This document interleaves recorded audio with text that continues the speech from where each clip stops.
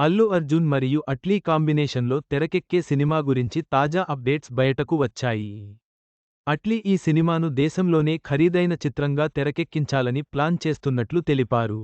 అల్లు అర్జున్, పుష్ప-2 తర్వాత తమిళ దర్శకుడు అట్లీతో సినిమా చేస్తున్నాడు. ఈ ప్రాజెక్ట్ గురించి ఇదివరకే 2 వీడియోలు రిలీజ్ చేశారు. వీటి ద్వారా మూవీ ఏ రేంజులో ఉండబోతుంది, ఎంత భారీ ఎత్తున నిర్మించబోతున్నారనేది హింట్ ఇచ్చేశారు. కానీ ఇటు బన్నీ గానీ అటు అట్లీ గానీ రీసెంట్ టైంలో మీడియాకు దొరకలేదు.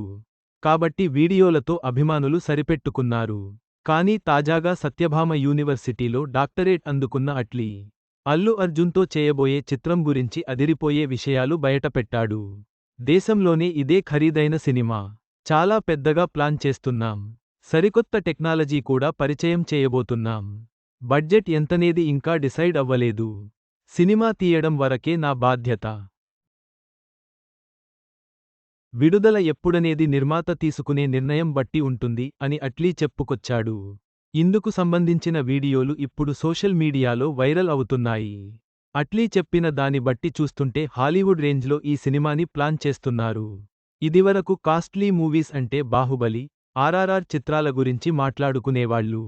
త్వరలో అల్లు అర్జున్, అట్లీ ప్రాజెక్ట్ గురించి మాట్లాడుకుంటారేమో.